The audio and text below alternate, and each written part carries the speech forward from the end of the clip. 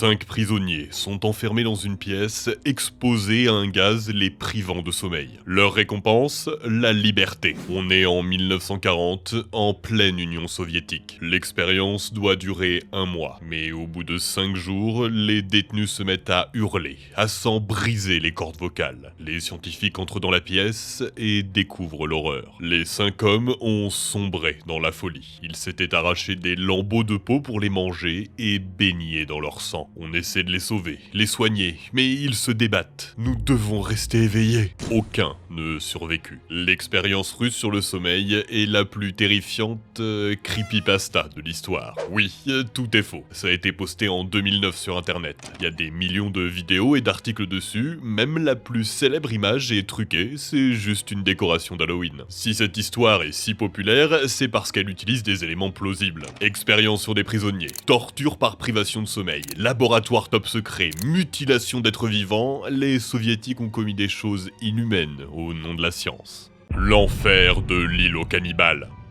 1933. 6000 personnes débarquent sur une petite île d'à peine 3 km de long et 500 mètres de large. Certains sont des criminels, mais la plupart ne sont que de braves paysans, victimes de la politique de Staline. Les camps de travaux sont alors pleins à craquer. C'est la famine. Pour y remédier, le gouvernement met au point une petite expérience. Envoyer les prisonniers cultiver les terres en Sibérie. Mais à leur arrivée, il n'y a rien. Pas un abri, pas un outil, pas une ressource. À la merci de la pluie et du froid, près de 300 d'entre eux meurent dans leur sommeil la première nuit. C'est le début de la descente aux enfers. Tous les 5 jours, les prisonniers reçoivent leur portion de nourriture. Quelques centaines de grammes de farine, c'est tout. Certains la mélangent avec de l'eau de la rivière pour créer une pâte.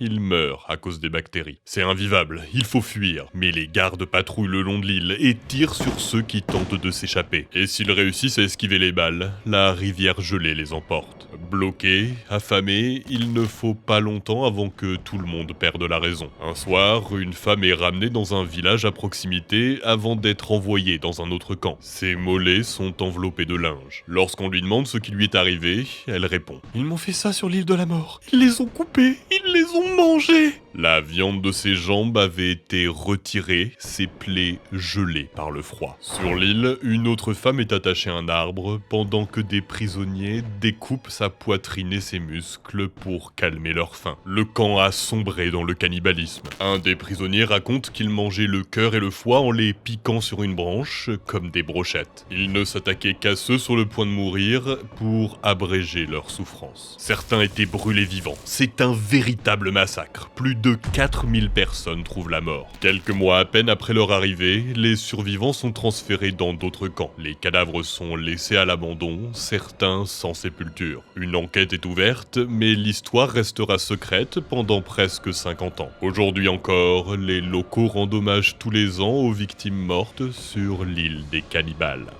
L'armée de super singes commandée par Staline. Les Russes ont un truc avec les animaux, notamment les chiens. C'est quand même le premier pays à avoir envoyé un être vivant dans l'espace, la chienne Laika, qui n'a pas survécu au voyage. C'est pas la seule fois où ces animaux ont été mis au service de la science. À la fin des années 20, 2 scientifiques russes présentent l'Ojector, une machine qui permet de pomper du sang oxygéné avec le cœur et les poumons à l'extérieur d'un corps. Et ils l'ont utilisé sur la tête décapitée d'un chien. Ils ont branché la machine et l'animal a été ramené à la vie pendant quelques heures. Ouais, un peu comme un zombie, elle réagit aux caresses, elle se lèche les babines. Il existe une vidéo de l'expérience et c'est assez dérangeant. Peut-être truqué pour exagérer les réactions, elle aurait d'ailleurs inspiré un clip du groupe Metallica. Il y a plus horrible. Dans les années 50 et 60, Vladimir Demikhov a réussi à greffer la tête d'un chiot sur le corps d'un autre chien. Les 2 animaux étaient parfaitement vivants, ils dormaient, marchaient, mangeaient. Bon, le chiot n'avait plus de système digestif, donc ça ressortait par un tuyau. L'expérience a été hyper médiatisée avec des articles, des photos, des vidéos. En tout, Demikhov a créé 20 cerbères. Mais aucun n'a survécu plus de quelques jours. Le plus robuste a à peine tenu 1 mois. Bon, les chiens ok, mais on peut faire pire. Avec des singes par exemple. Est-ce que vous saviez que dans les années 20, Staline aurait commandé une armée de soldats mi-hommes, mi-singes à ce type, Ilya Ivanov. C'est ce qu'ont affirmé plusieurs journalistes sur la base d'un rapport top secret. C'est totalement faux. Par contre, l'idée d'un hybride homme-singe, ça, c'est vrai. Et ouais, dès 1910, Ivanov se lance dans le projet d'inséminer des femmes chimpanzés avec du sperme humain. Et la communauté scientifique est hyper motivée. Le gars est même financé par l'Institut Pasteur qui l'envoie en Afrique. Ses premières tentatives sont pourtant des échecs parce que les animaux sont trop jeunes. Pas grave, Ivanov décide de faire l'inverse, c'est-à-dire inséminer des femmes humaines sans leur consentement. Bon, finalement le gouvernement français arrête de le financer, donc il repart en Russie, et cette fois-ci, on va quand même lui dire d'arrêter son délire. Pas du tout. L'académie communiste est ok, juste faut que les femmes soient d'accord. On lance donc une campagne de recrutement et plusieurs volontaires y répondent positivement. Le sort s'acharne cependant sur Ivanov, puisque son seul singe mâle meurt avant le début de l'expérience. Le temps qu'on lui en livre de nouveau, il est arrêté par le gouvernement en 1930. Pas parce que ce qu'il faisait était immoral, juste parce que Staline arrive au pouvoir et qu'il purge le milieu scientifique de l'époque. On l'exile au Kazakhstan, il meurt 2 ans plus tard, sans avoir pu mener à bien son horrible projet. Le docteur Lamort et le laboratoire des poisons. 1918, Lénine est victime d'un attentat. On lui tire dessus. Heureusement, il s'en sort. Persuadé que la balle était empoisonnée, il ordonne la création d'un laboratoire pour mettre au point des toxines afin de se débarrasser des ennemis du régime. Dans les années 20 et 30, des généraux, des magistrats et même à ce qu'on dit la veuve de Lénine seraient morts de façon mystérieuse, foudroyés par une crise cardiaque. En 1938, Grigory Maïranovski est nommé à la tête du laboratoire. Il va forger sa légende noire pendant la Seconde Guerre mondiale, se mettant à tester ses poisons sur des êtres humains, des traîtres, des criminels de guerre qu'il appelle ses oiseaux. Il les reçoit, les examine, puis leur sert à manger avant de les regarder agoniser en silence pendant des jours dans leurs cellules. Parfois il empoisonne la nourriture, parfois un verre de vodka. Il teste la ricine, le curare, peu importe, ce qui compte c'est que la toxine soit indétectable à l'autopsie, que ça ressemble à une crise cardiaque. Ces expériences portent leurs fruits. Après la guerre, Maïranovski est chargé par le régime d'éliminer des individus perturbateurs à l'aide de ses poisons. Un ingénieur, des espions, des diplomates, mais aussi des hommes d'église. Protégé par Staline, celui qu'on appelle le docteur Lamort obtient des titres et les honneurs avant d'être emprisonné à la mort du dictateur pour possession de poison illégal à domicile.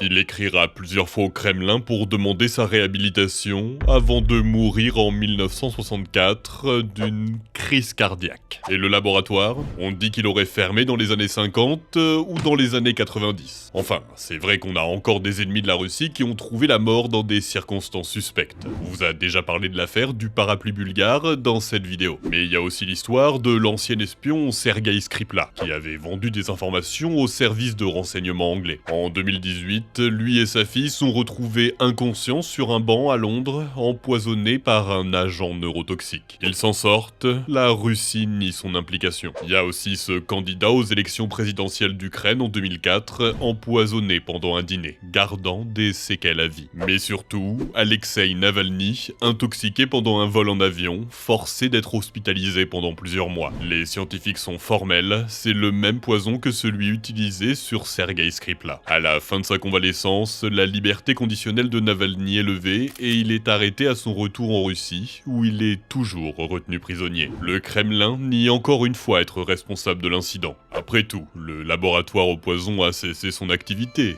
n'est-ce pas ? Connaissez-vous Alexander Bogdanov? Rien à voir avec les frères, lui c'est un médecin russe du début du XXe siècle, connu pour ses travaux sur la transfusion sanguine. Il croyait que le sang pouvait soigner des problèmes de santé et garantir la jeunesse éternelle. Du coup, il s'est transfusé le sang de 11 de ses étudiants. La 12e transfusion lui a été fatale, le sang était malade. Alors, ok, le gars c'est un vampire, un taré, n'empêche, c'était un pionnier dans le domaine de la transfusion sanguine et ses travaux ont eu un vrai impact dans la médecine. C'est pareil pour d'autres scientifiques cités dans cette vidéo. Il inspira notamment Ilanov, le monsieur avec ses hommes singes, a aussi créé d'autres hybrides et a énormément fait avancer la connaissance sur la reproduction des chevaux. Demikov et ses chiens à 2 têtes étaient reconnus à l'international pour ses opérations de transplantation d'organes. La Russie est une vraie puissance scientifique crédible. Le régime communiste s'est énormément appuyé sur les travaux de ces scientifiques pour renforcer son pouvoir, mais ça a aussi amené à des catastrophes humaine désastreuse en privilégiant des thèses erronées. Les travaux de Trofim Lysenko ont eu un impact terrible sur l'agriculture. Selon lui, en plantant des récoltes plus proches les unes des autres, on permet de résister au froid et donc d'améliorer les rendements. Ces résultats ont été manipulés par le régime, entraînant en partie la grande famine de 1933 qui fit près de 5 millions de morts. Les expériences les plus terrifiantes ne sont pas forcément celles qui se déroulent dans des laboratoires secrets, mais celles qui, sous prétexte d'avancées scientifiques, tordent la vérité